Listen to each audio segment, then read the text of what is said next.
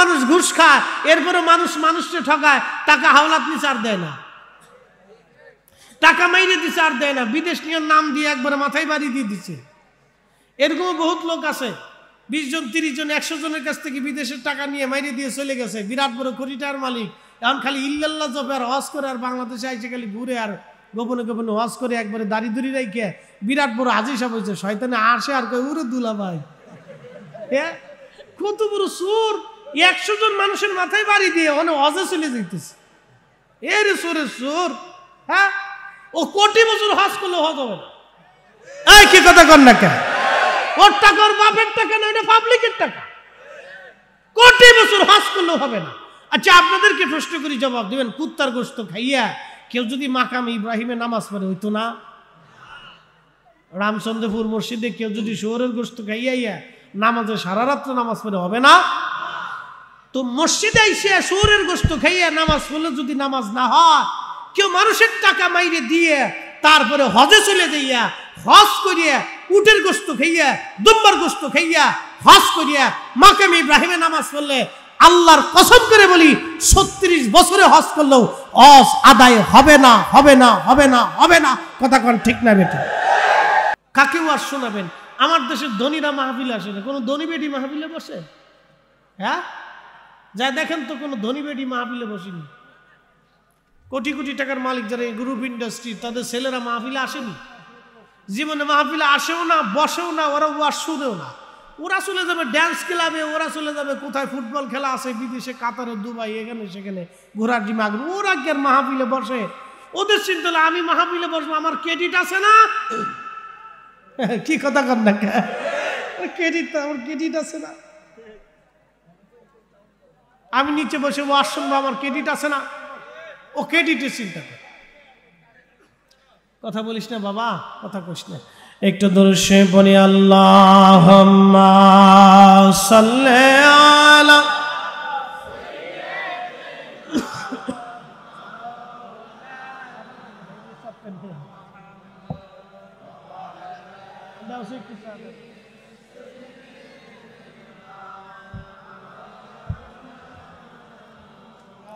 হয় না, আরো জোরে জবান খোলে, আল্লাহুম্মা।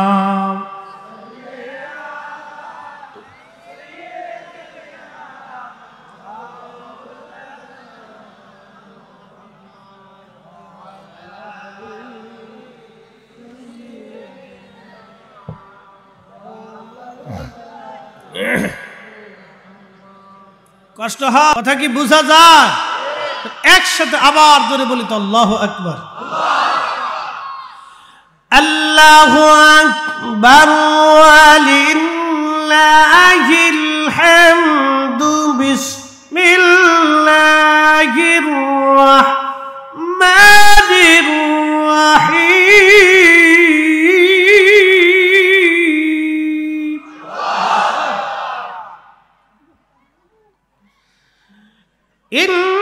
ইন্নাল্লাহা ইয়া'মুরু বিল আদলি ওয়াল ইহসান।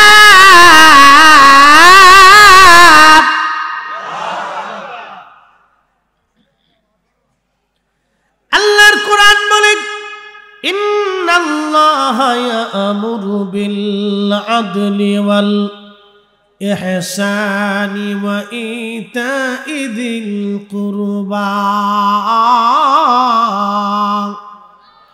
আমি রব তোমাদেরকে হুকুম প্রদান করলাম, তোমরা দুনিয়াতে ন্যায় করবা, হক হালালটা করবা, অন্যায় করবা না, যেটা ন্যায় সেটা করবা, যেটা ইনসাফ সেটা করবা। ওয়াল ইহসান, আর মানুষকে তোমরা দয়া করবা, ইহসান করবা, দয়া দয়া দয়া দয়া।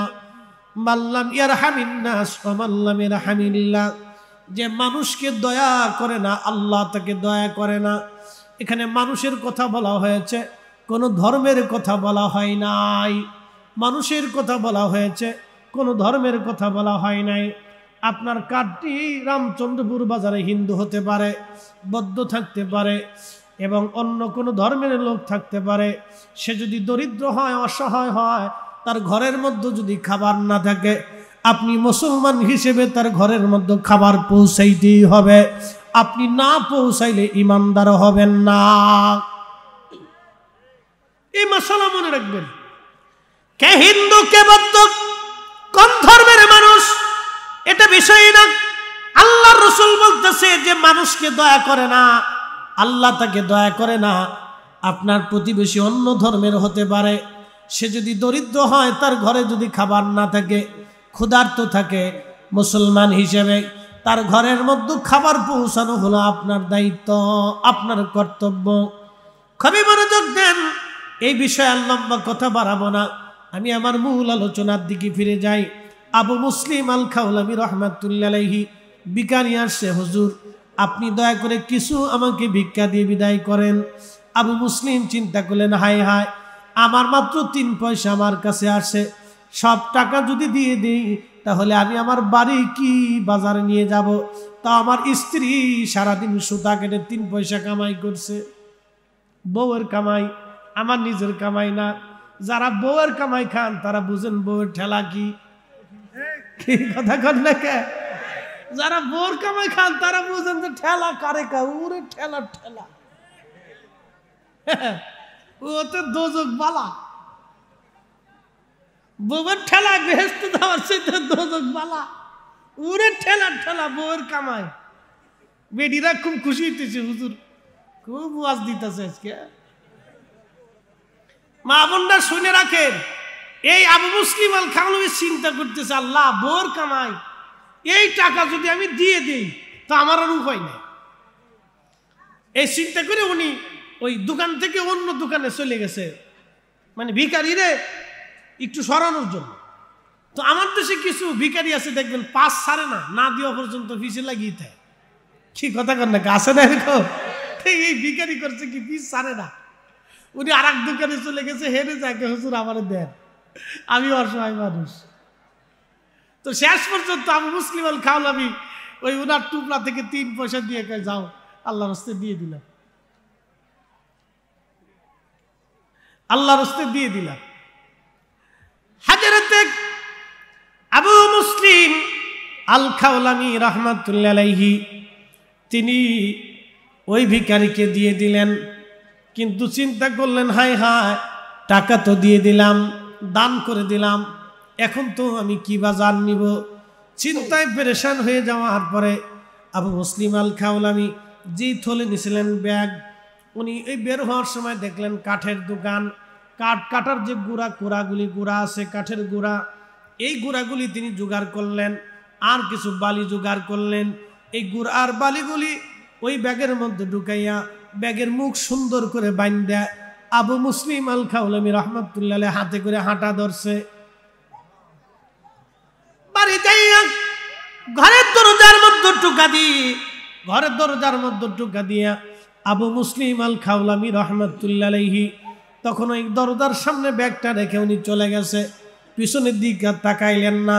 জোহরের নামাজ পড়লেন, আসরের নামাজ পড়লেন, এশার নামাজ পড়লেন, মাগরিবের নামাজ পড়লেন, মসজিদ থেকে আর বের হয় না। চিন্তা, বাড়ি তো বাজার দিয়ে আসলাম না, দিয়ে আসলাম কুড়া আর ওই বালি, এখন যদি বাড়ি ফিরে যাই তাহলে বউ রাগারাগি করবে, মন খারাপ করবে। ওই চিন্তা ভাবনা করে আল্লাহর উপর তাওয়াক্কুল করে ওই বালি আর কাঠের গোড়া দিয়ে চলে আসছে।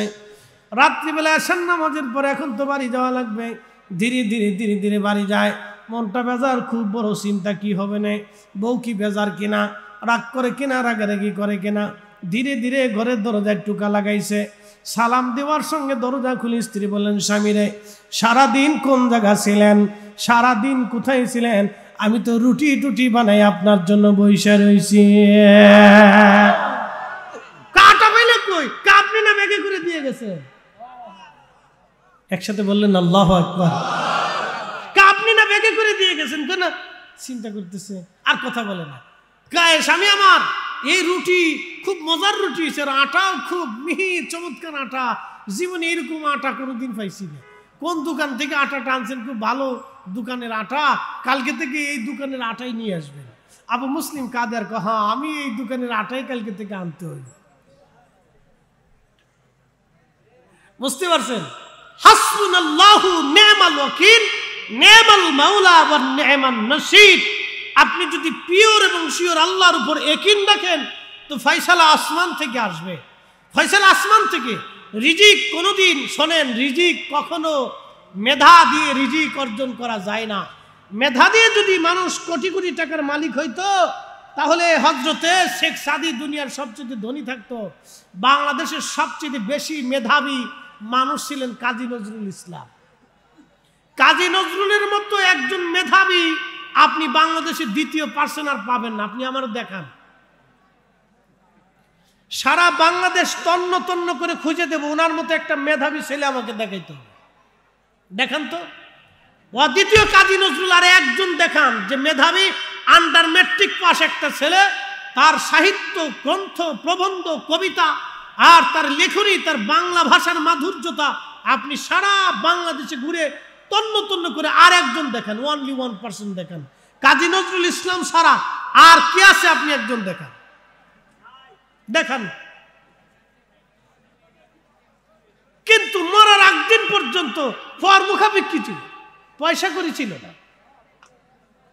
কত দরিদ্রতার মধ্যে দিন কাটিয়েছে। বঙ্গবন্ধু এদেশে তারে আনছিলেন, নিয়ে আসার পরে রাষ্ট্রীয় কিছু ভাতা দিয়েছিলেন, সম্মাননা দিয়েছিলেন, জাতীয় কবির খেতাব দিয়ে এদেশে থাকা বসার সংস্থার ব্যবস্থা করে দিয়েছিলেন। তার আগে উনারে কেউ ভাতও দিয়েছেন। দেখেন আপনি সারা বাংলাদেশে তন্ন তন্ন করে কাজী নজরুলের মতো একটা মেধাবী আপনি দেখাইতে পারবেন না। কত সুন্দর কবি, আল্লাহু আকবার। ৪৫০০ শুধু নাতে রসুল আমার নবীর শানে ও আল্লাহর শানে ৪৫০০ কবিতা লেখছে। একসাথে বলবেন না মারহাবা। তার একটা কবিতা লেখছেন এভাবে, ত্রিভুবনের প্রিয় মুহাম্মদ এলো রে দুনিয়ায়, রে সাগর আকাশ বাতাস দেখবি যদি আয়, রে সাগর আকাশ বাতাস দেখবি যদি ধুলির ধরা বেহেশত আজ। একসাথে বলবেন না মারহাবা। ধুলির ধরা, বুঝছেন? দুনিয়া আজকে বেহেশত হয়ে গেছে। কারণ কি? এ দুনিয়ার মানুষ একসময় এতটাই নিকৃষ্ট ছিল, জীবন্ত নিজের কন্যা সন্তানকে কবর খুঁজে মাটির ভিতরে দাফন করত জীবন্ত। রামচন্দ্রপুরবাসী, আপনি আপনার ছেলেটাকে যদি একটা থাপ্পড় মারেন তো দেখবেন কলিজার ভিতরে ব্যথা করে। কি কথা কন না কেন? আপনার বাচ্চাকে যদি আপনি থাপ্পড় মারেন তো কলিজার ভিতরে কি করে? ব্যথা করে। ওই বাচ্চারা আদর না করা পর্যন্ত, ওরে খুশি না করা পর্যন্ত আপনার আর ভালো লাগে না, আপনার অন্তরে ব্যথা করে। আপনি ছেলেরে মারেন নাই, বরং আপনার নিজের অন্তরকে মারছে। আপনি ছেলেকে আঘাত করেন নাই, আপনার কলিজার ভিতরে আঘাত করছে। আপনি ছেলেরে মারার পরে, মেয়েটাকে মারার পরে আপনার কলিজার ভিতরে কি করে? ব্যথা করে। আর সেই জমানার মানুষ ৮টা ৯টা কন্যা সন্তানদের জীবন্ত কবর দিছে, একটু দয়াও হয় নাই, মায়াও লাগে না। সেই জমানায় রসুল এসে পৃথিবীর মানুষকে, জমিনকে স্বর্গ বানাই দিছে। কবি তার ভাষায় লিখতেছেন, ধুলির ধরা বেহেশত আজ, জয় করিল দিল রে লাজ, আজকে খুশির ঢল নেমেছে ধূসর সাহারায়, রে সাগর আকাশ বাতাস দেখবি যদি আয়, রে সাগর আকাশ বাতাস দেখবি যদি আয়, ত্রিভুবনের প্রিয় মুহাম্মদ এলো রে দুনিয়ায়, রে সাগর আকাশ বাতাস দেখবি যদি আয়, রে সাগর আকাশ বাতাস দেখবি যদি আয়। এদেশের এক গ্রুপ ইন্ডাস্ট্রির মালিক নিজের নামটাও লিখতে পারতেন না, কিন্তু শত শত হাজার হাজার কোটি টাকার মালিক হয়ে গেল। কাজী নজরুল এত সাহিত্য গ্রন্থ প্রবন্ধ কবিতা এত কিছু লেখলো, কিন্তু জীবনে ভাতটাও তার ঠিক মতো নসিবে জোটে নাই। এই জন্য মেধা দিয়ে আকল দিয়ে রুটি রুজি করা যায় না। এই রুটি রুজি আমার আল্লাহর ফয়সালা। ওয়া তারজুকু মান তাশাউ বিগাইরি হিসাব। আল্লাহ যাকে খুশি তাকে রিজিকের মালিক বানায় দেয়। কথা বলেন ঠিক কিনা? এই জন্য মানুষের কোনো অহংকার নাই। কোনো মানুষ অহংকার করতে পারে না, না বিদ্যার, না অর্থের, না খাবারের, না সৌন্দর্যের, না শক্তির, না ক্ষমতার। কোনো কিছুর অহংকার মানুষের আসতে পারে না। যার আসবে তারই পতন হবে, যার আসবে সেই ধ্বংস হবে, যার আসবে তারই জীবন বরবাদ হবে, তারই জীবন নষ্ট হবে। অতএব অহংকার যেন আপনার আমার জীবনে কখনো না আসে। আসলেই বিপদ, আসলেই বিপদ। তো যাই হোক, আমি আমার মূল আলোচনায় ফিরে যাচ্ছি। তাহলে কেউ যদি আল্লাহর প্রতি 100% পিওর বিশ্বাস করে, আল্লাহ তার জন্য যথেষ্ট হয়। কথা বলেন ঠিক কিনা? তাহলে আমাদের রিজিক দেনেওয়ালা কে? একসাথে বলেন কে? সমুদ্রের ভিতরে একটা মাছ আছে তিমি, প্রত্যেকদিন 110 মণ খাবার খায় না? সুবহানাল্লাহ বাড়ি যায় কয় মণ? 110 মণ খাবার প্রত্যেক দিন একটা তিমি মাছের লাগে।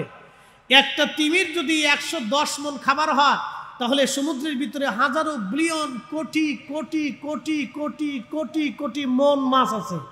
মণ মাছ, trillion billion crore crore ton মণ মাছ আছে। আরো প্রাণী আছে সমুদ্রের নিচে, আরো বহু জাতের প্রাণী আছে, জমিনে আছে। পৃথিবীতে মানুষ আছে 800 কোটি, কুত্তা আছে অন্তত 2-4-5 কোটি। তো কুত্তা আছে কি আছে না? 2-4 কোটি কুত্তার কিন্তু জাতিসংঘ নাই, ওর কিন্তু খাদ্য অধিদপ্তর নাই, স্বাস্থ্য অধিদপ্তর নাই, হসপিটাল নাই। এত কুত্তার সাও জীবনে অপারেশন লাগে নাই, সিজার করা লাগে নাই। কথা কর না, জোরে কর। এ ফাইসালা করছে কে? এই আজকে আসার সময় দেখি এক কুত্তার 4টে বাচ্চা। একটা 4টে হয়, 8টা হয়, 6টা হয়, 10টা হয়। 10টা বাচ্চা হয়েছে কিন্তু সিজার লাগে নাই। একসাথে বলবেন না আল্লাহু আকবার। এক কুত্তার 10টা বাচ্চা হয়েছে কিন্তু সিজার করা লাগে নাই, ওষুধ লাগে নাই, ভিটামিন লাগে নাই, প্রোটিন লাগে নাই, কিচ্ছু করা লাগে নাই, একটা ইনজেকশন দেওয়াও লাগে না। 10টা বাচ্চা দিছে আল্লাহ। কি বুঝলেন? ফায়সালা কিন্তু আল্লাহ করে, আল্লাহর পক্ষ থেকে ফায়সালা আসে। তো আপনাকে আল্লাহর প্রতি ইয়াকিন রাখতে হবে। সারাদিন এই যে পৃথিবীতে হাজার হাজার কোটি কোটি পাখি আছে, এই পাখির কিন্তু খাদ্য কোনো অধিদপ্তর নাই, পাখিদের জন্য আলাদা বরাদ্দ নাই। মানুষের জন্য জাতিসংঘ আছে, নিরাপত্তা পরিষদ আছে। দেখেন পৃথিবীতে জাতিসংঘে নিরাপত্তা পরিষদ কি নিরাপত্তা? মানুষ যাতে মারামারি কাটাকাটি যুদ্ধ বিগ্রহ না করে, কিন্তু কুত্তার কোনো নিরাপত্তা পরিষদ নাই। আমার বাসায় 4টে একটা বিড়াল 4টে বাচ্চা দিয়েছে, আমি যত্ন করছি। আমাদের প্রধান মেহমানকে বিড়াল আছে, ওদের 4টে বাচ্চা দিছে, 4টে। মাশাআল্লাহ, ভালো হয়েছে, আমারও দরকার আছে। এই যে এটা আল্লাহ পাকের মেহেরবানি। মারহাবা বলবেন না? একসাথে বলেন তো আল্লাহু আকবার। মনোযোগ দেন। এগুলির খাবারের ফয়সালা যিনি করেন, এক বাক্যে বলেন তিনি কে? না, জোরে জোরে জোরে জোরে কে? মানুষের জন্য যিনি করেন তিনি কে? তো আল্লাহ মানুষের জন্য করলো, কুত্তার জন্য করলো, গরু ছাগলের জন্য করলো, সব প্রাণী পশু পাখিদের জন্য খাবার আল্লাহ মানুষের জন্য ব্যবস্থা করলো। তারপরে মানুষ ঘুষ খায় কে? কি কথা কর না কে? তারপরে মানুষ ঘুষ খায়, এরপরে মানুষ মানুষকে ঠকায়, টাকা হাওলাত নিচে আর দেয় না, টাকা মাইরে দিচ্ছে আর দেয় না, বিদেশ নিয়ে নাম দিয়ে একবারে মাথায় বাড়ি দিয়ে দিচ্ছে। এরকম বহুত লোক আছে, 20 জন 30 জন 100 জনের কাছ থেকে বিদেশের টাকা নিয়ে মাইরে দিয়ে চলে গেছে, বিরাট বড় কোটিটার মালিক। এখন খালি ইল্লাল্লাহ জপে আর হজ করে, আর বাংলাদেশে আইসে খালি ঘুরে আর গোপনে গোপনে হজ করে, একবারে দাড়ি দুড়ি রেখে বিরাট বড় হাজি সাহেব হয়েছে। শয়তানে আসে আর কই উরে দুলা ভাই, কত বড় সুর! 100 জন মানুষের মাথায় বাড়ি দিয়ে অনেক হজে চলে যেতেছে। এর সুরের সুর, হ্যাঁ, ও কোটি বছর হজ করলে হজ হবে না। এই কি কথা কর না কেন? ওর টাকা ওর বাপের টাকা না, এটা পাবলিকের টাকা। কোটি বছর হজ করলেও হবে না। আচ্ছা, আপনাদেরকে প্রশ্ন করি, জবাব দিবেন। কুত্তার গোশত খাইয়া কেউ যদি মাকাম ইব্রাহিমে নামাজ পড়ে হইতো না? রামচন্দ্রপুর মসজিদে কেউ যদি শুয়োরের গোশত খাইয়া নামাজে সারা রাত্র নামাজ পড়ে হবে না?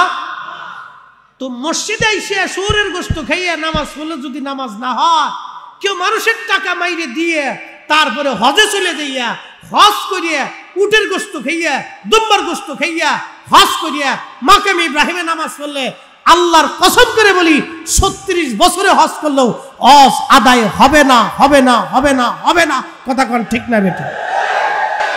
এরকম বহু হাজি আছে। কি কথা কন না কা? বহু হাজি আছে, অন্যের টাকা মেরে দিয়ে হজে গেছে, বিরাট হাজি। হ্যাঁ, শয়তান আসার দুলা ভাই তুমি যদ্দুন আসো চিন্তার করো না, হজ করতে থাকো, অসুবিধা নেই। তোমারে বাধা দিতাম না, কারণ তোমার তো হজ হইতোই না, তোর বাধা দিলাম কি? তুমি ঘুরো আর হজ করো, তোমার কাজ আমি সেইটি দিছি। যাও যাও এবার যাও। এবার আসেন হযরতে আবু মুহাম্মদ ইবনে হারুন সমরকন্দির জীবনের বাকি আলোচনাটা শোনাই। স্টপ, কিপ সাইলেন্ট, কথাটা ভালো করে শুনবে।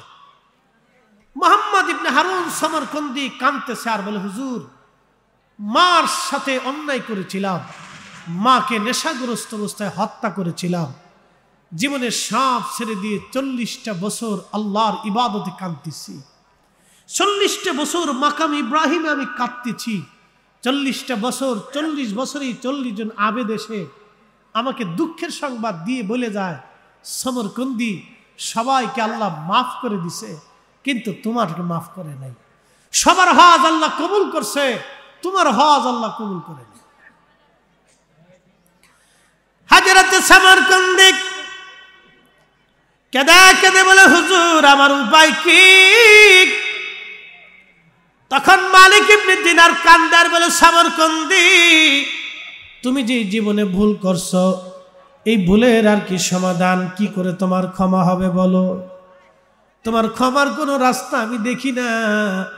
এই কথা বলার পরে হযরতে মুহাম্মদ ইবনে হারুন সমরকন্দি হাত বাড়ায় দিয়ে কান্দার বলে, হে রব, হে বিপদ অপসারণকারী, হে মুসিবত দূরকারী, হে তওবা কবুলকারী, হে মহাপরাক্রমশালী আমার রব, আমার আল্লাহ, আপনি যদি আমাকে বিতাড়িত করেন, আপনার বান্দা কোন জায়গা যাবে বলেন?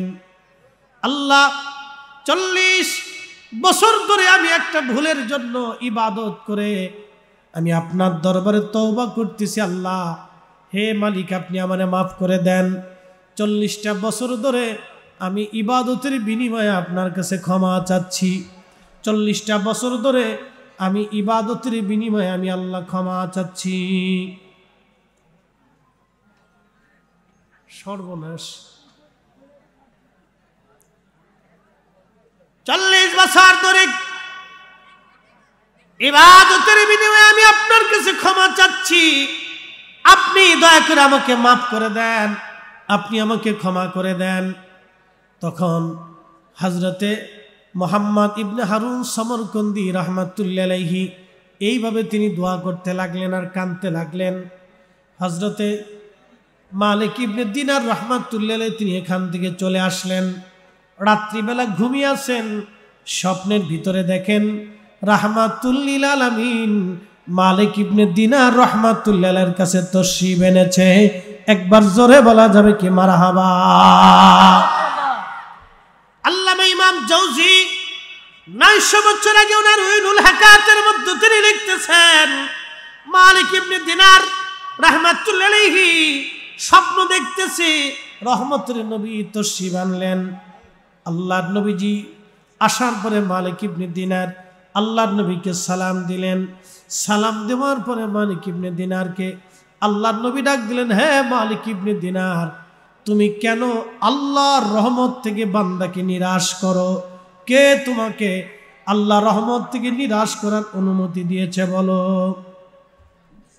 অ্যাটেনশন! আল্লাহর নবী বলতেছে, হে মালিক ইবনে দিনার, তোমাকে মানুষকে আল্লাহর রহমত থেকে জুদা করতে, নিরাশ করতে কে হুকুম দিয়েছে বলো তো? তুমি কেন মানুষকে আল্লাহর রহমত থেকে নিরাশ করো? যাও তুমি মুহাম্মদ ইবনে হারুন সমরকন্দিকে সংবাদ দাও, আল্লাহ তাকে মাফ করে দিছে। একসাথে বলবেন না আল্লাহু আকবার। হ্যাঁ, আল্লাহ তাকে মাফ করে দিয়েছে। তবে তবে তার জন্য একটা শাস্তি অবশ্যই অপেক্ষা করতেছে। আল্লাহ রাসূল বললেন তবে তার জন্য একটা শাস্তি অবশ্যই হবে, এটা চেঞ্জ হবে না। শাস্তির কথা পরে বলতেছি, মনোযোগ দেন। আল্লাহ মুহাম্মদ ইবনে হারুন সমরকন্দির আল্লাহ মাফ করে দিয়েছে। একসাথে জোরে বলবেন আল্লাহু আকবার। না না, হয় না, আরো জোরে, একসাথে একসাথে একসাথে। কেন আল্লাহু আকবার বারবার বলাইতেছি? খুশির সংবাদ শুনলে আল্লাহু আকবার জোরে জোরে বলতে হয়। মানুষ যখন খুশির সংবাদ শুনবেন তখন আল্লাহু আকবার বলতে হয়, কারণ আল্লাহ মহান। এজন্যই পড়াচ্ছি, এই কোরআনের ভিতরে মানব জাতির জন্য, এই মানুষের জন্য, আমাদের জন্য সবচাইতে শুভ সংবাদ একটা আয়াতে আল্লাহ দিয়েছেন। সুসংবাদ আল্লাহ আমাদেরকে দিয়ে দিয়েছেন একটা আয়াতে। আল্লাহ বলছেন কুল, হুজুর আপনি বলে দেন, ইয়া ইবাদিয়াল্লাযীনা আসরাফু আলা আনফুসিহিম লা তাকনাতু মির রাহমাতিল্লাহ। একসাথে জোরে বলবেন না মারহাবা। আল্লাহর কোরআন বলে হুজুর আপনি বলে দেন, কুল ইয়া ইবাদিয়াল্লাযীনা আসরাফু আলা আনফুসিহিম লা তাকনাতু মির রাহমাতিল্লাহ। আল্লাহ বলে হুজুর আপনি বলে দেন, হে আমার বান্দারা তোমরা শুনিয়া রাখো, তোমার নফসের সঙ্গে যারা জুলুম করেছ, কবিরা গুনাহ করছো, জীবনে ভুল হয়ে গেছে, অপরাধ তোমার হয়ে গেছে, তাহলে তুমি চিন্তা করিও না, পেরেশান হইও না। লা তাকনাতু মির রাহমাতিল্লাহ, আমার রহমত থেকে তোমরা নিরাশ হইও না, আমার রহমত থেকে নিরাশ হইও না। ইন্নাল্লাহা ইয়াগফিরুয যুনুবা জামিআ, নিশ্চয় আমি আল্লাহ তোমার জীবনের সমস্ত গুনাহগুলি আমি আল্লাহ মাফ করে দিব। তোমার জীবনের কোনো গুনাহ আমি আল্লাহ অবশিষ্ট রাখবো না। তোমার জীবনের সমস্ত গুনাহগুলি আমি আল্লাহ মাফ করে দিব। তোমার জীবনের সমস্ত পাপ আমি আল্লাহ ক্ষমা করে দিব। তুমি চিন্তা করো না, তুমি পেরেশান হইও না। কোরআন শরীফে এর চাইতে সুসংবাদ আর কিছু হতে পারে না। আল্লাহ বলছেন বান্দা তোমার জীবনের গুনাহ যত বেশি হোক আমি আল্লাহ তোমাকে মাফ করে দিব, ক্ষমা করে দিব। কিন্তু ক্ষমা পাওয়ার জন্য শর্ত হলো আপনাকে তওবা করা লাগবে, মাপ চাইতে হবে, অধিক পরিমাণে তওবা করা লাগবে। মুহাম্মদ ইবনে হারুন কেন ক্ষমা হলো তার? 40টা বছর ধরে সে তওবা করতে লাগলো, 40টা বছর ধরে সে নিজেকে মাপ চাইতে লাগলো। তার হাত কেটে ফেলে দিল, মাকামে ইব্রাহিমে নামাজ পড়তে লাগলো, মাকামে ইব্রাহিমে নামাজ পড়তে লাগলো। মাকামে ইব্রাহিমে খেয়ে না খেয়ে 40 বছর ধরে কাবায় হাতিমে কাটাইতে লাগতো একটা ভুলের জন্য। সর্বশেষে সে হাত বাড়ায় বলে, হে রব, আমি আমার একটা ভুলের জন্য, অপরাধের জন্য 40টা বছর ধরে ইবাদত করে করে আপনার কাছে ক্ষমা চাই। হে বিপদ অবসরণকারী, আপনি ক্ষমা না করলে আমি কোথায় যাব আল্লাহ? আমি তো বারবার আপনার কাছে ক্ষমা চাচ্ছি, আপনি আমাকে দয়া করেন, আপনি আমাকে মাফ করে দেন। এইভাবে যখন অনুনয় বিনয় করে ক্ষমা চাইতে লাগলো, তখন আমার আল্লাহ তার রসুলকে পাঠায় দিয়া মালিক ইবনে দিনারকে স্বপ্ন দেখায় বলেন, মালিক তুমি যাও মুহাম্মদ ইবনে হারুনকে যায় বলো আমার মালিক আমার আল্লাহ তার জীবনের গুনাহ আমার আল্লাহ মাফ করে দিয়েছে। একসাথে জোরে বলেন আল্লাহু আকবার। এখন আপনাদেরকে প্রশ্ন করি, এখান থেকে আমাদের শিখার আছে, অ্যাটেনশন, শিখার আছে। বলে শিখার কি? হযরতে মুহাম্মদ ইবনে হারুন সমরকন্দি দুহাত বাড়িয়ে দিয়ে আল্লাহর কাছে মাপ চাইতে লাগলো। কয় হাত? না না, আসতে হয়ে গেছে। কয় হাত? আমার দেশে একদল বেরিয়েছে খালি দোয়া বন্ধ করো। ঠিক আসতে বলেন কেন? একদল বেরিয়েছে খালি দোয়া বন্ধ করো, তাদের কাজে খালি ফতোয়া মেরে দাও। বিরাট বড় শয়তান। একবারে আন্তর্জাতিক খ্যাতি সম্পন্ন শয়তান। কথা মনে হয় বুঝেন নাই আপনারা? যারা এই জমিন থেকে দুয়া উঠানোর জন্য অপচেষ্টা করতেছে, এসব আন্তর্জাতিক খ্যাতি সম্পন্ন ব্যক্তিত্ব না, আন্তর্জাতিক খ্যাতি সম্পন্ন শয়তান। কথা কর ঠিক কিনা? এ চায় দোয়া বন্ধ হয়ে যা। ও মুসলমান, তওবা করা ছাড়া, দুয়া করা ছাড়া মাফের কোনো রাস্তা নাই। মাফের কোনো রাস্তা নেই, নেভার, কখনই না। আপনাকে মাপ পেতে হলে আল্লাহর দরজায় আপনাকে হাত বাড়াইতেই হবে, বাড়াইতে হবে আপনাকে। আমাদের দেশে একটা দারুণ প্রথা ছিল, রেওয়াজ ছিল। বলে রেওয়াজ কি? কোরআন শরীফ খতম দিয়ে বাড়িতে দোয়া করানো হতো। কথা ঠিক কিনা? কোরআন খতম দিয়ে দোয়া হতো। বাৎসরিকভাবে অনেক বাড়িতেই কোরআন খতম হতো, অনেক বাড়িতে কোরআন খতম হতো। মহিলারা কোরআন খতম পড়তো, ভিতর থেকে কোরআন খতম আসতো। এই মানুষ মারা যাওয়ার পরে বাৎসরিকভাবে দোয়া মাহফিলের ইন্তজাম হইতো না? এটা আমাদের দেশে আঞ্চলিক ভাষায় বলতো ফাতেহা। কথা ঠিক কিনা? কি বলতো? ফাতেহা।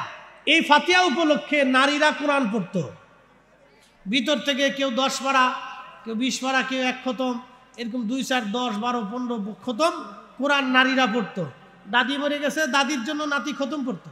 দাদা মরে গেছে, নাতি খতম পড়তো। এখন এইগুলি বেদাতের ফতোয়া মেরিয়ে মেরিয়ে এগুলি শেষ করে ফেলাইছে। কি কথা কর না কে? আচ্ছা, লাভ হইছে কার? লাভ হইছে শয়তানের। কি হয়েছে? কোরআন খতম বন্ধ হয়ে গেছে, লাভ হইছে শয়তানের। আর একটা বন্ধ হয়েছে দোয়া, লাভ হইছে কার? শয়তানের। লাভ হইছে কার? আল্লাহর বান্দা। শয়তানের লাভ হইছে, দোয়া বন্ধ হয়ে গেছে। এরকম ফাতিহা অনুষ্ঠান বন্ধ হয়ে গেছে। কার জন্য দোয়া? মরহুমের জন্য দোয়া, মাইকিয়াতের জন্য দোয়া, এটা বন্ধ হয়ে গেছে। এই বন্ধ হওয়াতে শয়তানের লাভ হইছে, মরহুমেরও লাভ হয় নাই, যারা জিন্দা আছে তাদেরও লাভ হয় নাই। জিন্দা যারা আছে তাদের লাভ হইতো কি? কোরআন খতম দিত, দোয়ার মাহফিলে বসতো, 10 মুসল্লি নিয়ে আসতো। এখন আমাদের দেশে অনেকে আবার বলে যে হুজুর ভাড়া করে দোয়া করার দরকার কি?